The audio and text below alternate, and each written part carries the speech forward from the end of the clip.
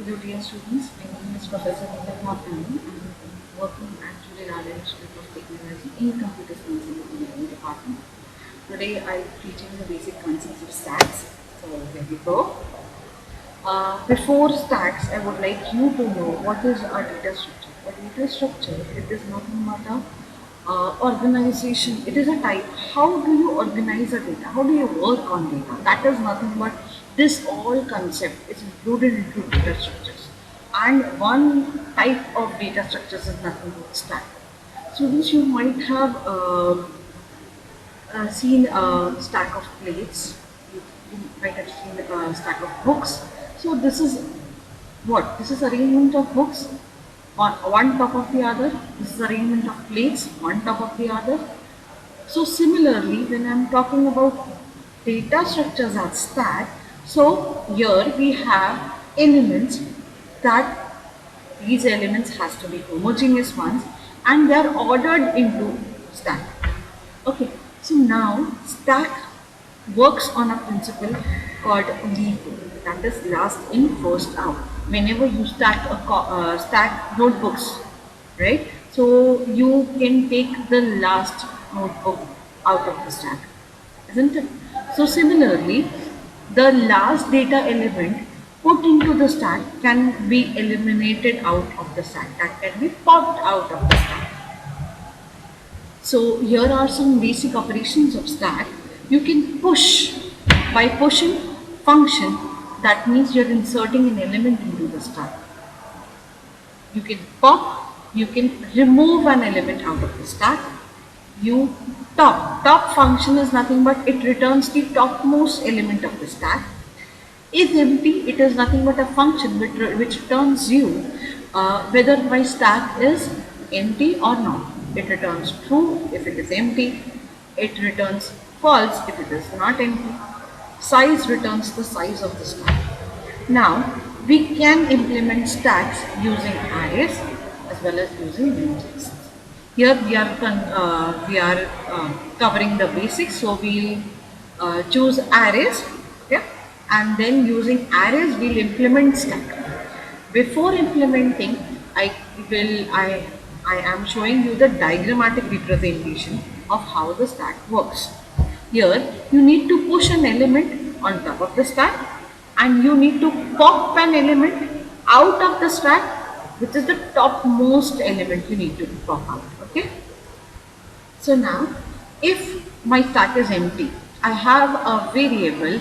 Every time I am working on stack, I need to declare a variable that is nothing but top, whose value will be -1. So whenever my stack is empty, my top has to be value of -1. Whenever I need to push a data into the stack, I need to increment the top value of top by 1 and then I need to push the data onto that stack. So I have an array over here. You can see in the diagrammatic representation. Initially, for the first column, my stack is empty. My value of the top is -1. Then in the second column, where I need to push 2 onto the stack, that is my element is 2, my top is increment from -1 to 0 and the first element which is pushed into the stack is 2 and my stack of top is now 2. Top value is 0. Now pushing 3, again my value of top is increment from 0 to 1 and on stack of top, that is stack of 1, I am pushing 3. Then similarly for pushing 5, I incremented my top from 1 to 2 and on stack of top I am pushing 5, right?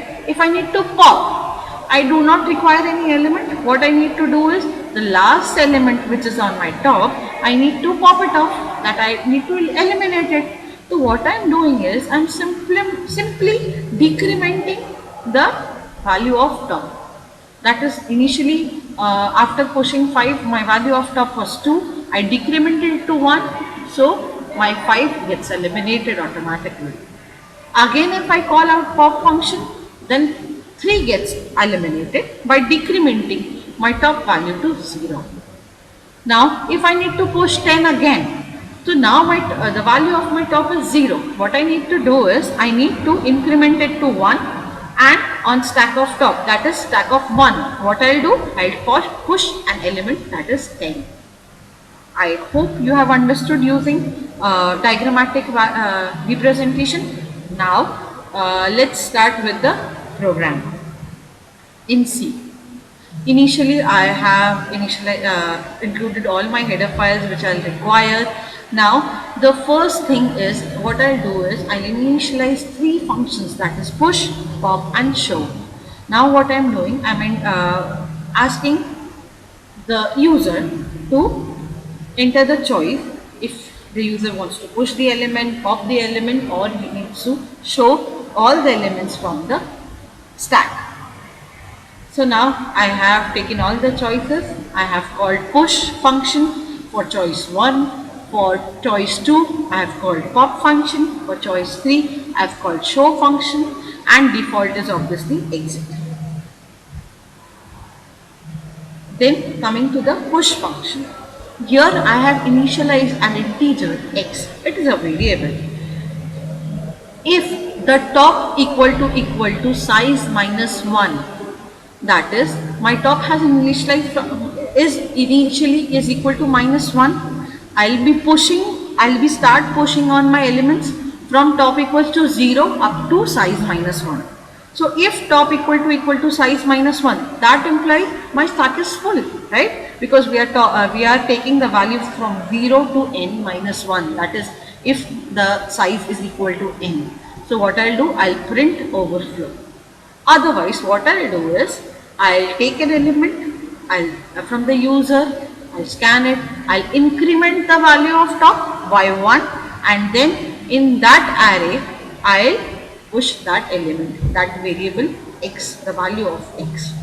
Have you understood this, everybody? Okay. Next, for pop. If my top equals to minus 1, so you must have you shall recall that initially what we had done, we had initialized my value of top as minus 1. That implies my stack is empty, right? So if again I am trying to pop something out, so how can I pop if my stack is empty? So that is the condition for underflow. Then if I want to pop an element, if it is not empty, what I'll do, I'll print the pop element, and then simply what I'll do is I'll decrement the value of top by minus 1. Coming to show function. Again, if my stack is empty, will I be able to show something? Of course not.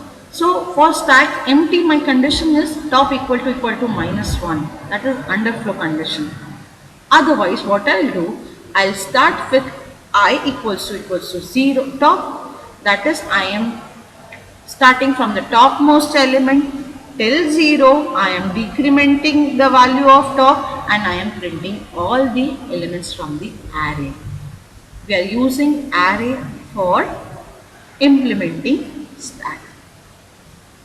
We can also use linked list in the same manner.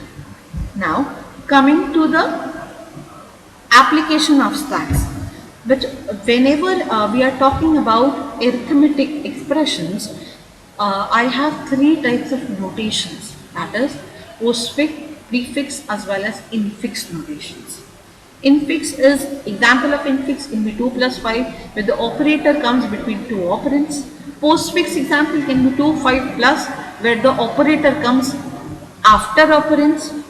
And for prefix operation, it can be plus 2, 5, where the operator comes before operands. So, for evaluating this postfix expressions, we can use stack. In this example, we have 4, 5 plus 7, 2 minus multiplication.